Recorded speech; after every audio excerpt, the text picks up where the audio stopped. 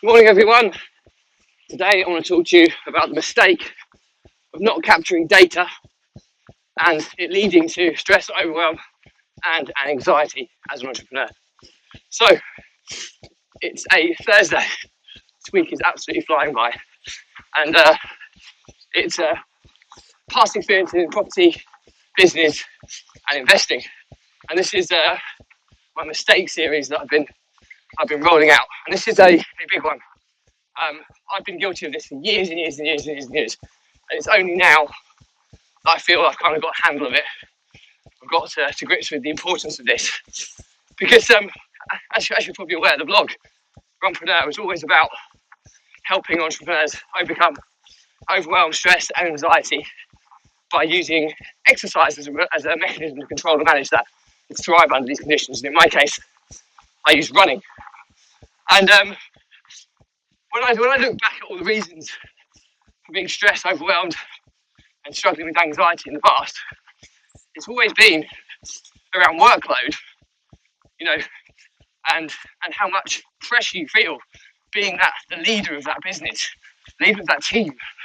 And everybody comes to your door, and that's where data can become so important in alleviating those pressures. And what I mean by that is, let's look at the typical entrepreneur, which was me a few years ago, without any form of data, or very, very minimal data. Data's everywhere, but it's how you capture it, how you report on it, which counts when it comes to business. So here I am, a young entrepreneur, quite busy property business I've built and scaled. And the issue is I don't have any data. So I've got a team of 9 people that are kind of working around me. I don't have any feedback, other than the bank account that shows how we're doing as a business. I don't know what our margins are. I don't really know what our occupancy rates are without having to go through every property and try and, force the, create the formula myself from the limited amount of information I have. I haven't got a clue what my paying occupancy is, so I don't know what my arrears balance is. All these things are so important, and then when I want to know them, when something's going wrong, normally it's too late, pure and simply because I'm then spending countless hours trying to pull together the information to be able to make a decision. Yet if I had the data available and being reported to me from the beginning, I would see trends, and I would see when things are starting to potentially not perform as they should be, and I could make proactive decisions to kind of nip issues in the bud before they even materialise, which is so powerful. But I didn't have any of this. The other thing, I'd constantly be managing my team to try and make sure that they had enough work on, that they were completing the tasks that they needed to complete. And you think you've got 9 people there. Just managing that team is more than a full-time job. Constantly communicating back and forth with them, all these different touch points I'm having with different areas in the business. It's completely the spinning plates analogy. Entrepreneurship is about problem solving. Let's make no illusion that it's not. However, problem solving is far easier when you have the data, which enables you to make informed decisions about how you're going to solve problems. And it means you can solve them. I always say that the most successful entrepreneurs are the ones that solve problems the most efficiently, i.e. the quickest, with able to pivot and change super quickly to be able to solve that. The only way you get to that level is if you can make decisions really quickly. You've got the information available to make those decisions, and that's where the super successful guys have their dashboards, their data that allows them to keep their finger on the pulse.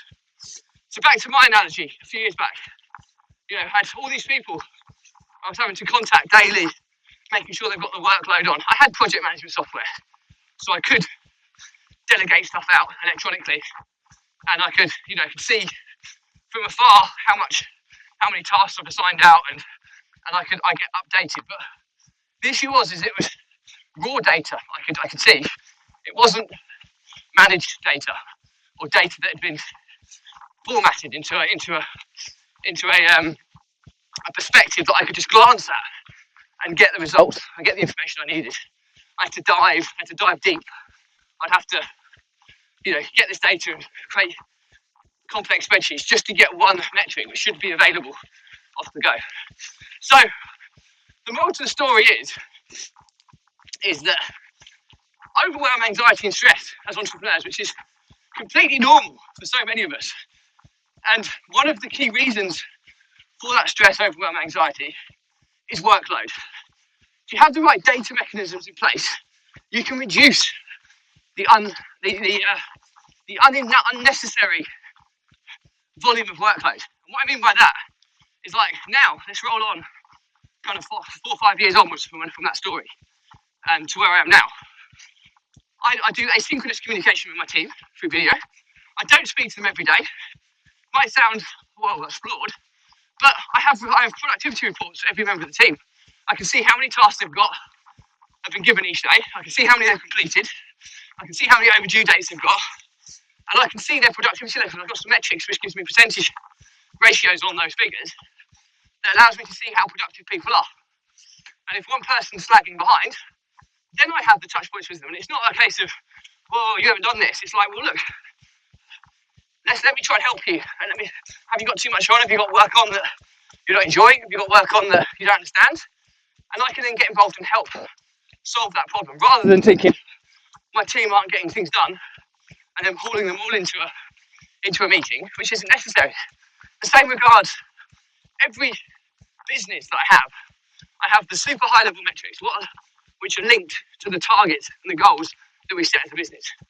So I have those metrics. So, for example, we've got the property empire investments business.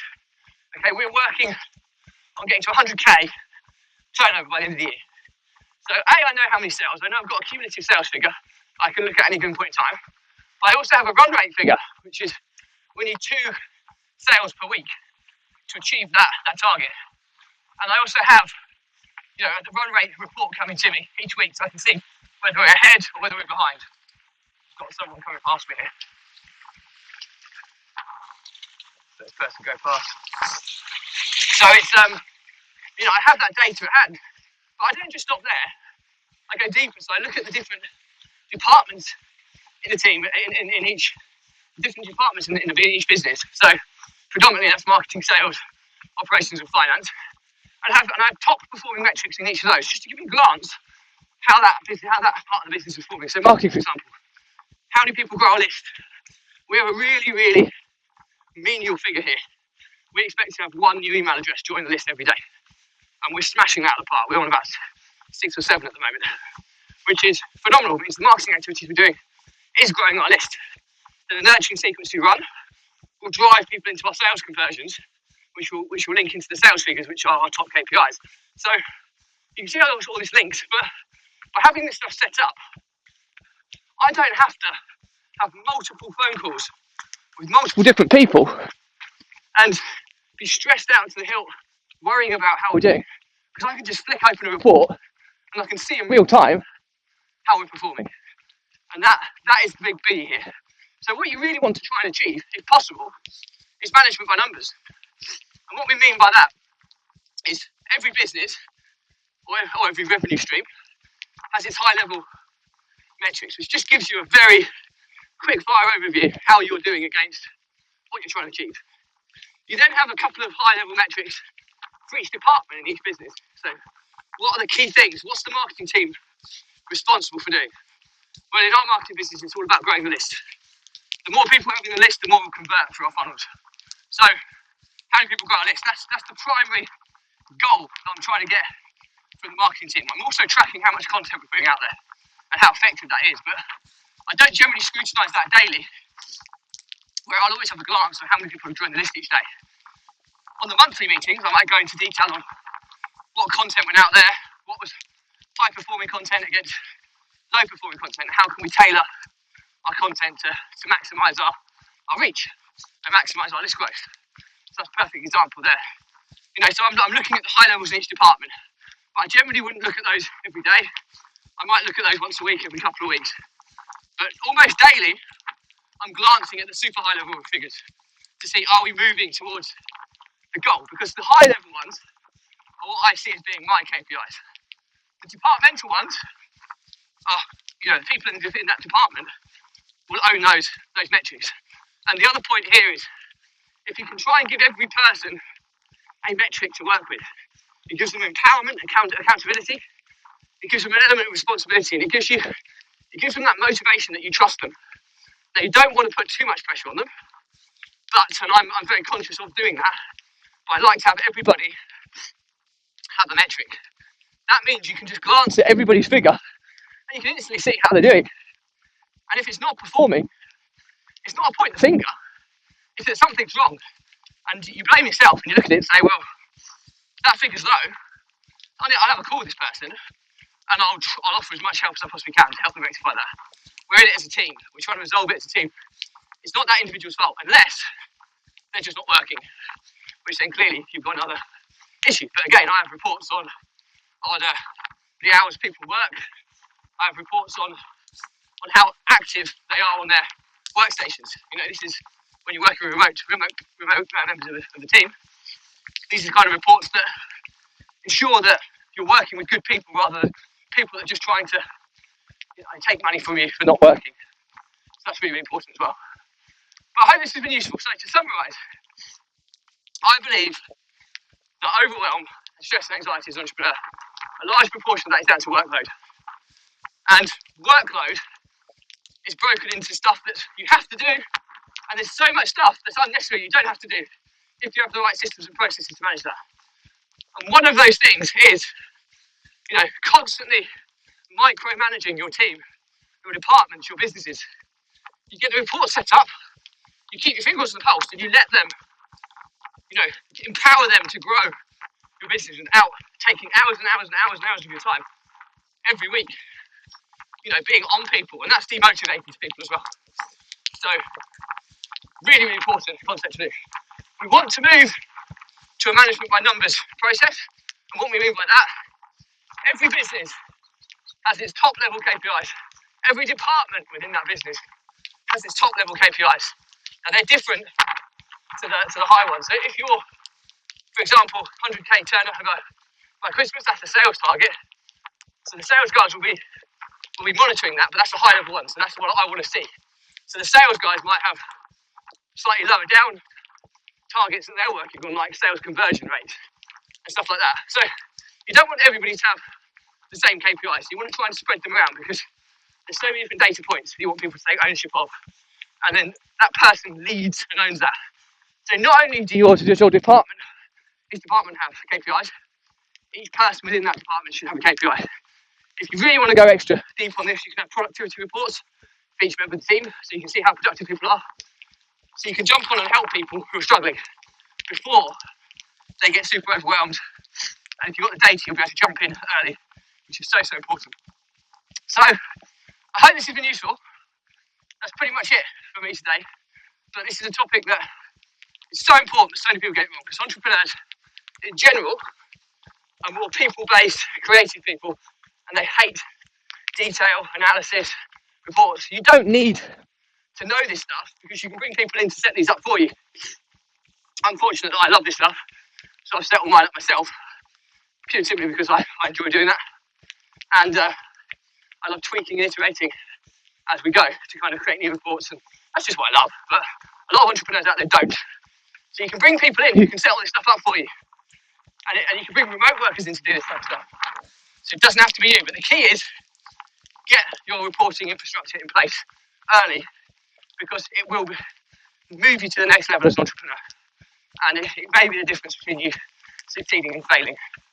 So super, super important to kind of understand that. The other final point to make is that you don't have to have all your reports set up in one go. If you're overwhelmed and people procrastinate thinking, what KPIs do I need?